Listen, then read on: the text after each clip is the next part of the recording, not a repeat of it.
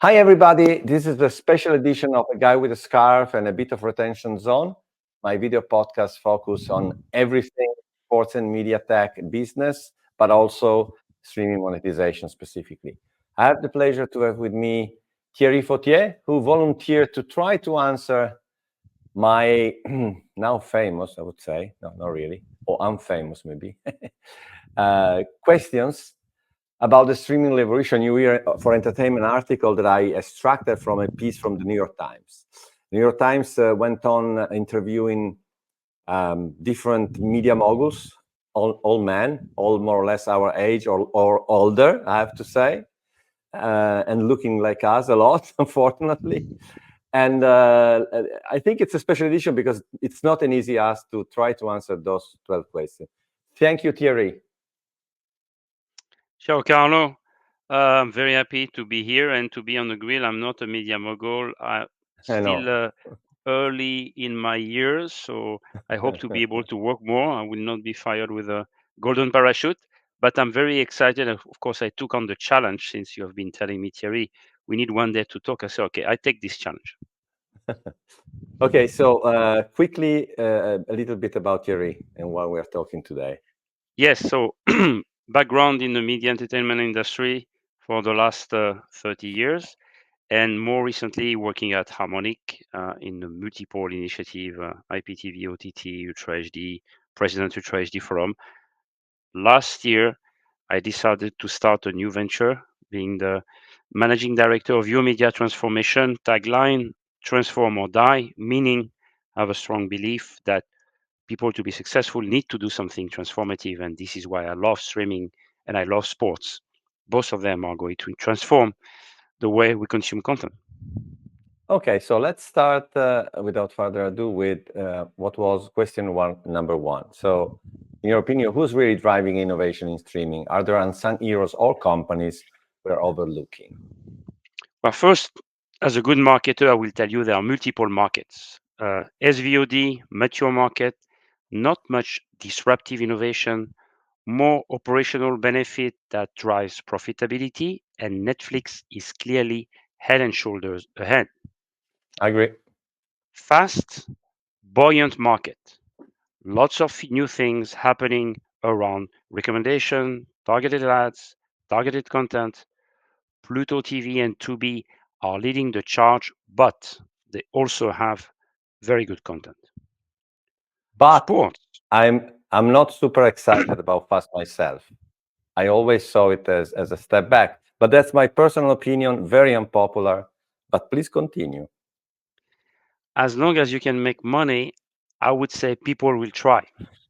Okay, Sports, your favorite that I topic. like. So this is where Yes. we see most innovation on several fronts.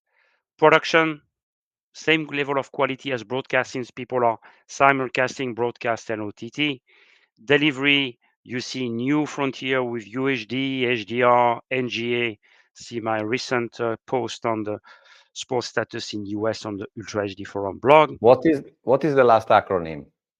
Next generation audio, meaning all the immersive audio, multi-channel with capability to separate all the commentary from the background sound. So anything that you can do in a very interactive way on the consumer side that you could not do before.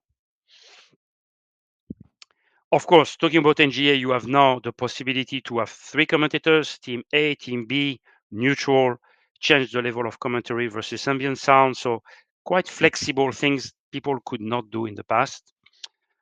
Social commentaries coming from super fans, very popular. YouTubers are making now commentary available to the masses. Multiview, something people like to do, but now we have more options, server based, client based, using tiling technology, how to assemble the different views on the client side in a very efficient way. Obviously, I'm not going to skip advertisement, digital ad insertion like we do for SVOD, also available for live. QR code where you can bring your phone and not disrupt the event to consume the ads. XR, I know a lot of people are talking about it, are trial it. For me, it's still nascent, although a lot has been done in the past. AI-based highlight, I love this because it shows you how you can do highlights, how you can point the user to specific event, all AI, and this is going to be, I think, a big change. So if you ask me who is driving all those innovation, I think no one company can do it all. But to me, Amazon Prime is the one that ticks most of the boxes in the US, also in Europe on some sports. DAZN following closely, mostly in Europe.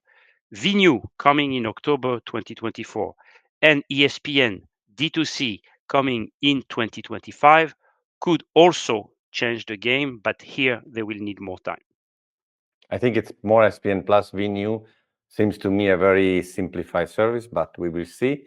On the other hand, and again, because tonight is very late here in Italy, so I can be unpopular as I want.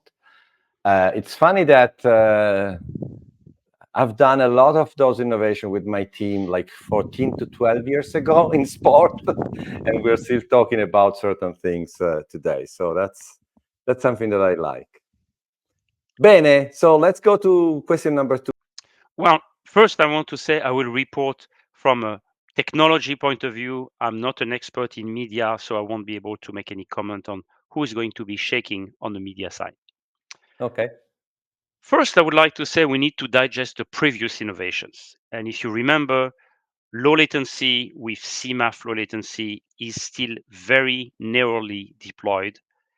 In-app gambling, people talk about it. I know DAZN has made a deployment, but is it popular, efficient, sticking to the consumer? I still think we are in an early stage. Watch Together, very popular during the COVID.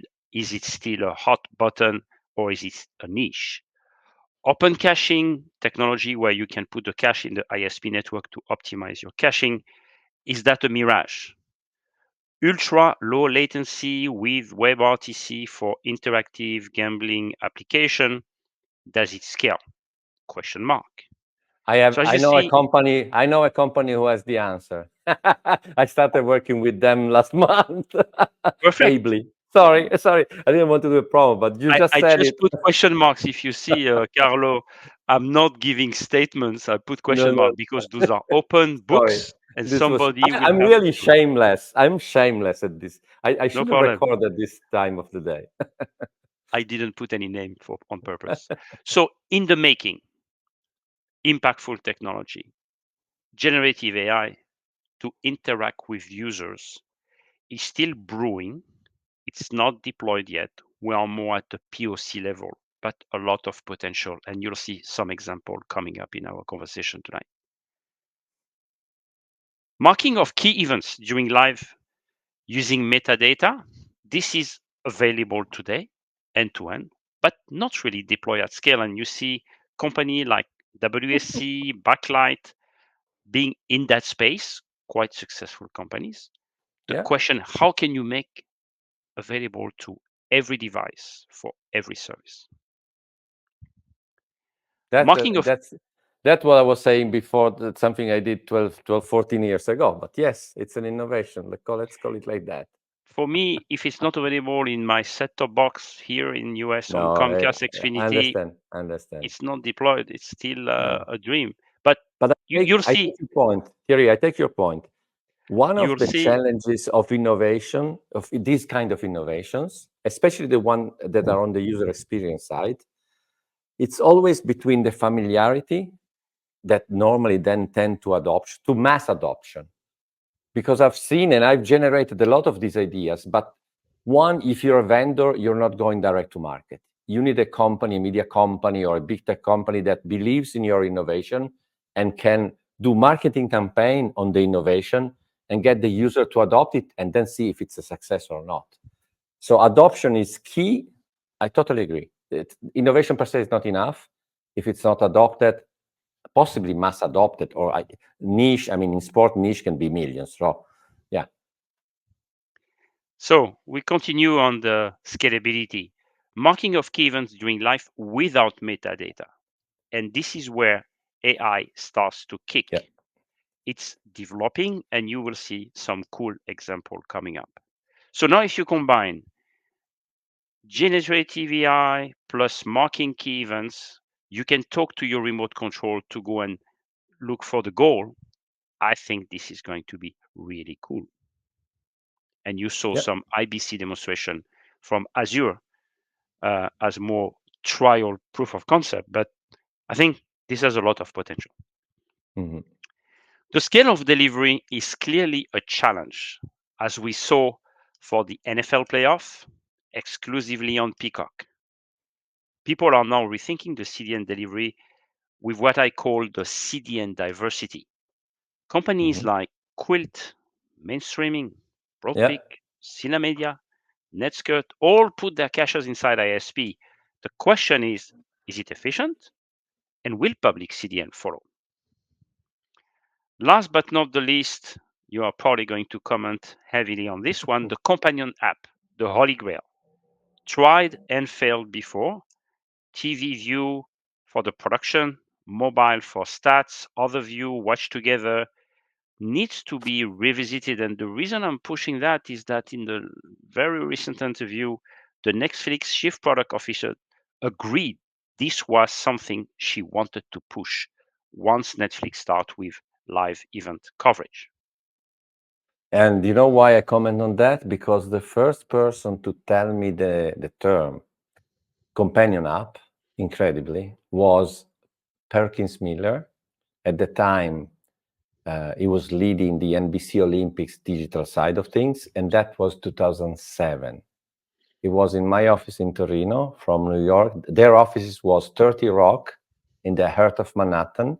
They came to Torino. We signed a long contract to do NBC Olympics streaming from 2008 to, I think, 2016. And they were so advanced that they were already talking about companion apps in 2007. Small note. Let's move to question number 3. Yeah, this one. So I will try to summarize your question in a very concise answer. So to balance the astronomical cost of sport licensing, OTT distributors need to acquire more subscribers and better monetize through targeted ads. So we see, for example, DAZN, Amazon Prime, which is not renewing its League One contract in France, struggling financially and seeking a broader distribution reach. Today, rich kids, Amazon, Apple, Netflix, buy expensive rights to gain market share, while the legacy company, Fox, Comcast, Warner, Paramount, resist and all have created a streaming presence.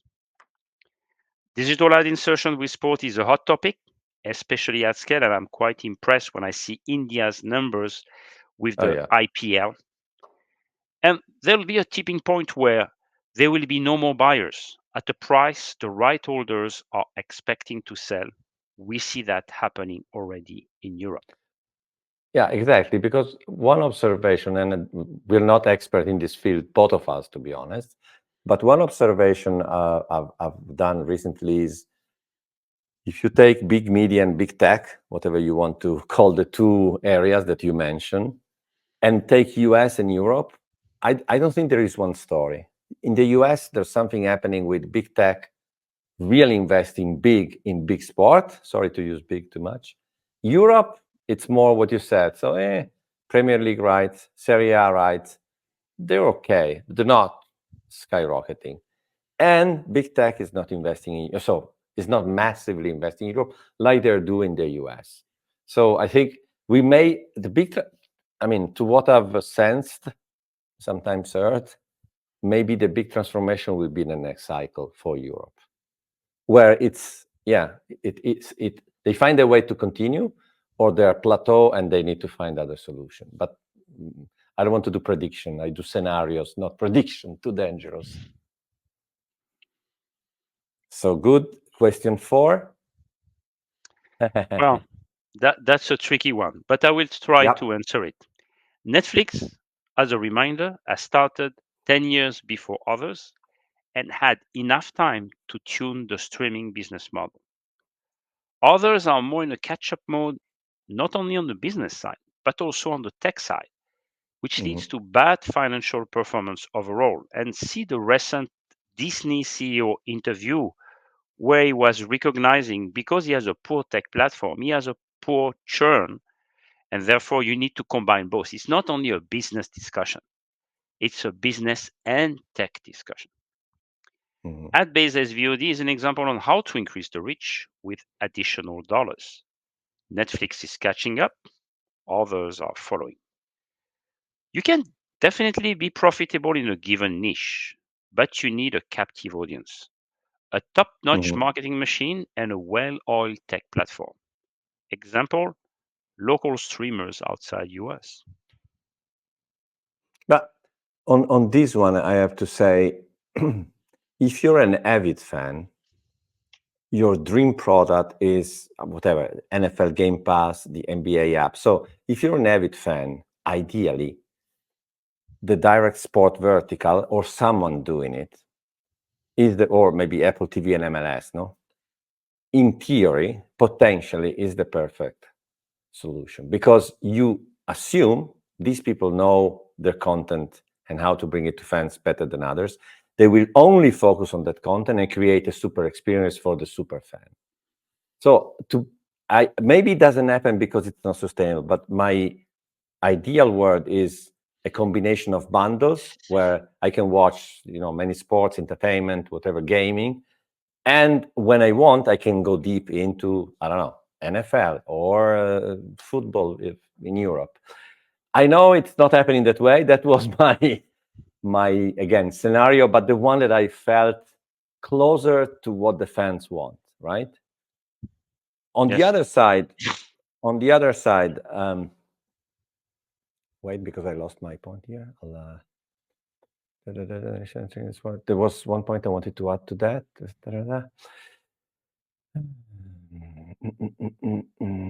Shit, I lost it. Vabbè, it's okay though.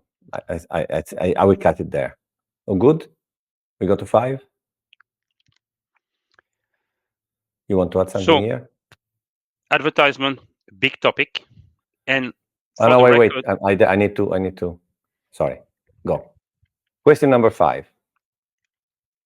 Advertisement, big topic, and for the record, ad-based existed with Hulu, Peacock, and Netflix was forced to do it to show subscriber growth, especially in the low-income segment.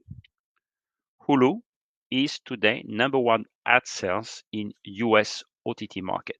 This is what we call the gold standard. Beware, profitability is more on the paid subs than the ad subs. Fast can be considered as a window to promote the paid services.